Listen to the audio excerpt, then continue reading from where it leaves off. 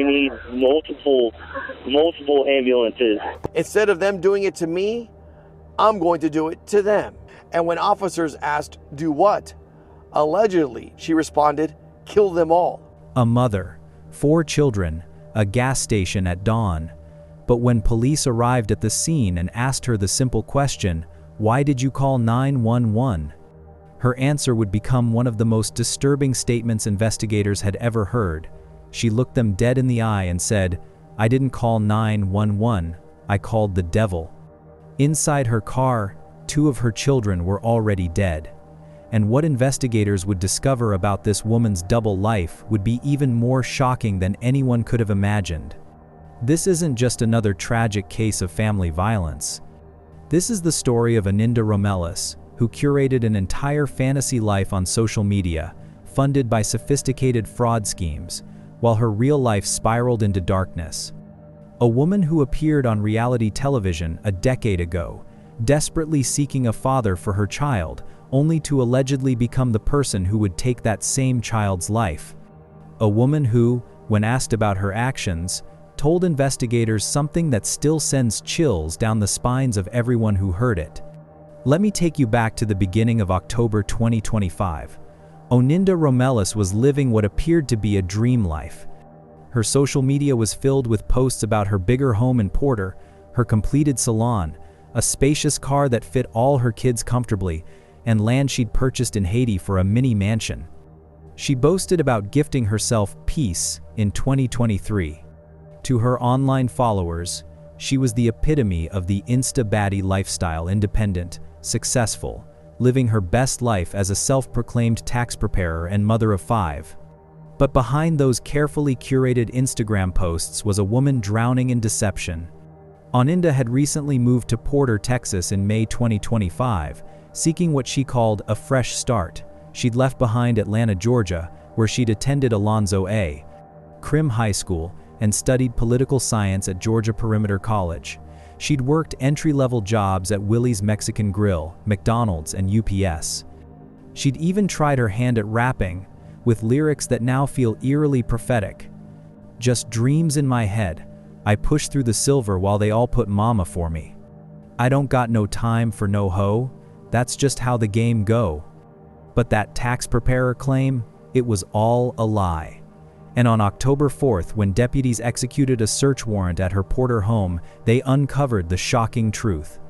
Inside her house, investigators found 33 social security cards, 48 identification cards, some with her photo but different names, 16 credit cards, 2 US Treasury checks, packages of blank checks, and multiple printers. This wasn't small-time fraud. This was a sophisticated identity theft operation that had been funding her entire lifestyle. And here's what makes this case even more tragic. Oninda had been showing signs of severe distress for weeks. Just days before the shooting, she'd posted cryptically on social media, "This past week, the devil has sent his minions to irritate and annoy me. I'm just glad I ignored them, because the way I'm heading, it's jail or hell." Friends who saw these posts defended her, insisting she was a good mother who took very good care of her kids and never abused them. But behind closed doors, something was clearly unraveling. Now, let's talk about that morning at the gas station. When deputies arrived at 4:48 a.m., they found Oninda standing beside her white Audi. Inside were her 4 youngest children, 13-year-old Ocario Covington, 9-year-old Kyle Romelis, 8-year-old Treviel Donner, and 3-year-old Amara Chappelle. All 4 had been shot at close range. Ocario and little Amara were already gone.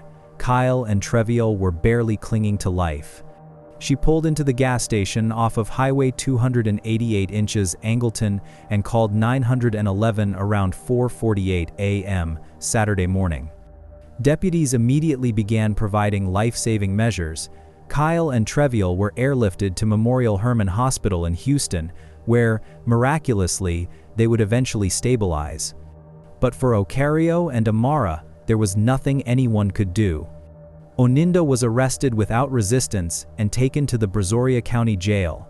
And this is where the story takes its most disturbing turn. During her interview with investigators, Oninda displayed what deputies described as paranoid behavior. She kept glancing at the door repeatedly. Her responses were incoherent, disjointed. But some of what she said was crystal clear and absolutely chilling. When asked why she did it, Oninda told investigators, "Instead of them doing it to me, I'm going to do it to them, kill them all. You can't take me without me taking you." When deputies found her at the scene, she was mumbling to herself. What was she saying? "They're with the devil, they're dead to me." And remember how I mentioned she called 911? Well, according to investigators, when they asked her about that call, Oninda insisted she hadn't called 911 at all. She claimed she had called the devil. But to understand how a mother could do something so unthinkable, we need to go back, way back, because Oninda's story didn't start on that October morning at a gas station in Texas. It started over a decade ago, in a very different setting on national television, in front of millions of viewers, as she desperately sought to find a father for the very child she would later allegedly kill. Approximately 12 years before that fateful morning in Angleton, a teenage Oninda Romelis appeared on Lauren Lake's paternity court with her 1-year-old son, Ocario Covington. The episode, titled Romelis v. Seymour, Covington, would become one of the most shocking in the show's history, and in hindsight, it reveals so much about the complicated, troubled life Oninda was already living. Please be seated.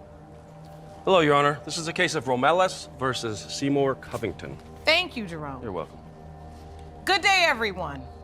Ms. Romelis, you are here today to test 2 men to determine the paternity of your son. At just 18 or 19 years old, Oninda was already a mother, already navigating complex relationships, already making choices that would haunt her for years to come. She'd been in a 4-year relationship with Dwayne Seymour, who everyone called DJ. He was her financial and spiritual guidance, as she described it on the show. He'd even proposed to her with his mother's ring. But Oninda had heard rumors that DJ was cheating on her specifically, that he'd had sex behind a strip club dumpster. I heard from someone that he was at the strip club having sex. You can hear what you want to hear. He was having sex You can hear behind what the you want to hear. That'll dumpster. make it true. Whether those rumors were true or not, Oninda made a choice that would change everything. She decided to cheat on DJ, admittedly, she said, out of spite. The other man? Jeremy Covington, a mutual friend she'd been talking to for about 3 months, and then she got pregnant. Here's where it gets complicated. Oninda knew she'd slept with both men within a narrow time frame just 2.5 weeks apart. But instead of being honest from the start, she played both men against each other. She initially led DJ to believe the baby was his, even accepting his marriage proposal. Meanwhile, she listed Jeremy's name on the birth certificate. You find out you're pregnant. Yes, Your Honor. This is in fact the birth certificate, and under father, it says Jeremy Covington, not Dwayne Seymour. The truth came out during an argument when Oninda was pregnant. She finally admitted to DJ that the baby might not be his, but Jeremy? He was convinced Oninda was manipulating him, using him because he was a good man who was working, taking care of my family. She's a manipulator, she's a liar. She basically, she feel like I'm a good man. I'm working, taking care of my family, my brothers and nephews. So she feel like I'm the guy for her to be this child, because he's gonna be responsible and he's gonna do what he gotta do to take care of this child. But Judge Lauren Lake didn't hold back in her assessment of the situation. She called out Oninda's behavior directly, telling her she was working each angle and playing both men to see who'll come out with a better hand. Bottom line is, Ms. Romelis, you are in position where neither one of these men knows whether or not they are definitively the child's father. I know, right. So you work in each angle, like you do this and you do that, who and come out then at the better end? you do this and you do that, because you just don't understand who the real father is. But nothing could have prepared anyone for what came next. When the DNA results were read, the courtroom fell silent. First, Dwayne Seymour was tested. In the case of Romelis versus Seymour Covington, when it comes to the paternity of Ocario Covington, Mr. Seymour, you are not the father. Okay, so it must be Jeremy then, right? Wrong. When it comes to the paternity of Ocario Covington, Mr. Covington, you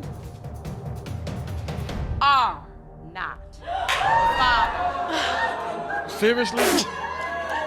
Seriously, baby.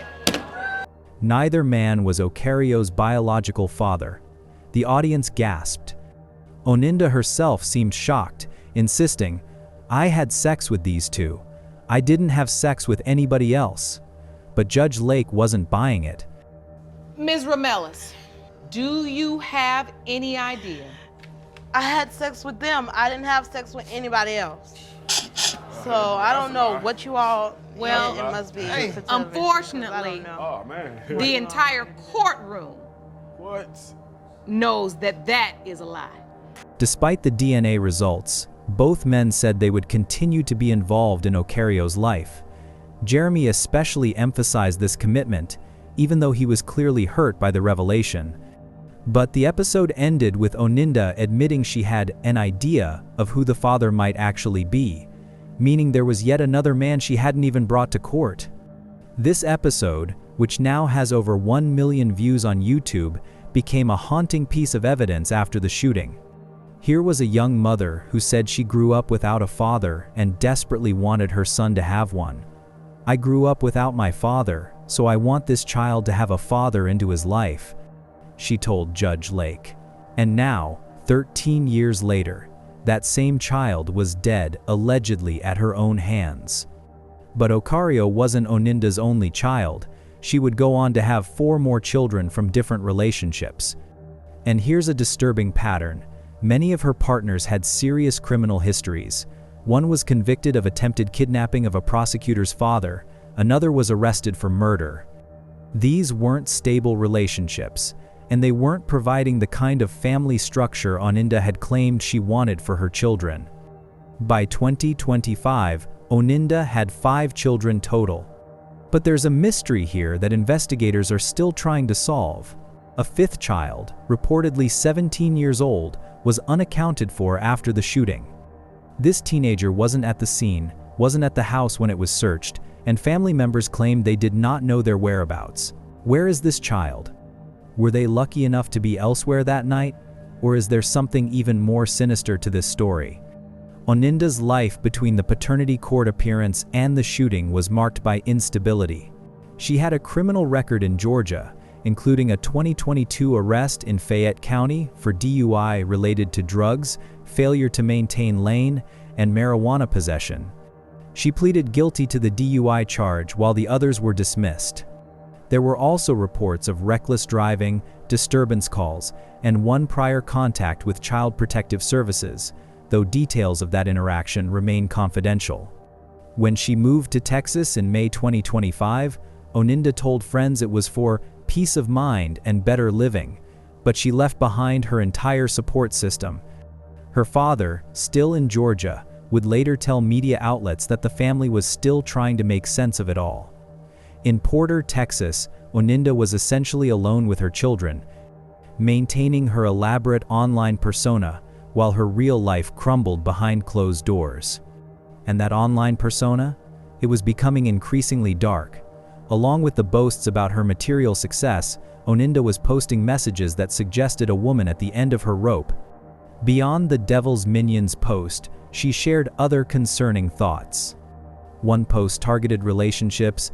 "I'm glad you learned your lesson. Please stop disrespecting these women. Never know how tired they are." Was she talking about herself? Was this a cry for help disguised as advice? Seeing them Friday and they were happy and on their way telling us hi and bye and figuring I would see them again Monday afternoon.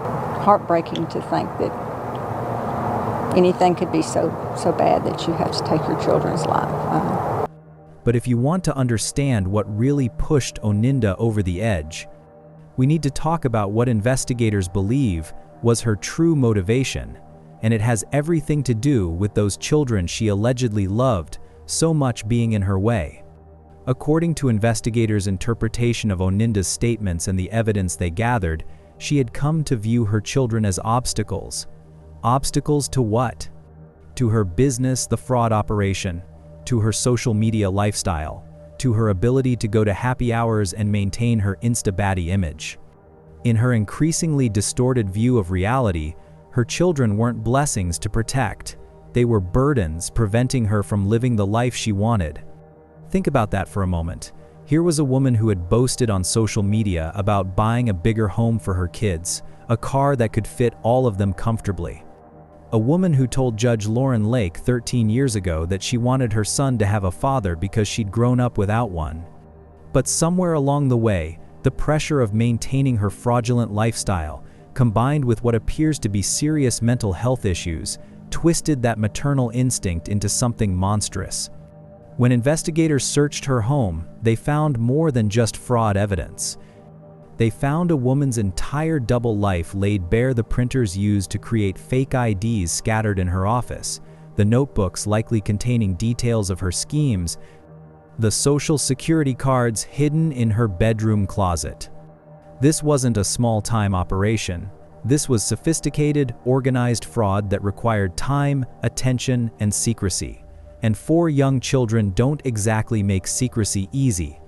But let's be clear about something. While investigators suggest Oninda's frustration with motherhood may have played a role, they emphasize that no official motive has been confirmed.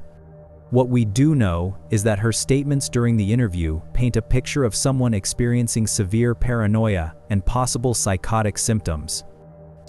This event has shaken our community, and we are all feeling the loss. When Sheriff Bo Stallman held a press conference, you could see the weight of what his deputies had witnessed. This wasn't just another case for them. This was something that would stay with them forever. The details that have emerged about that morning are absolutely haunting. Surveillance footage shows Oninda calmly pumping gas, talking on her phone, looking like any other person stopping at a gas station in the early morning hours. But inside her car, 4 children were fighting for their lives. Some were already gone, and she just stood there, pumped her gas, waited for the police to arrive.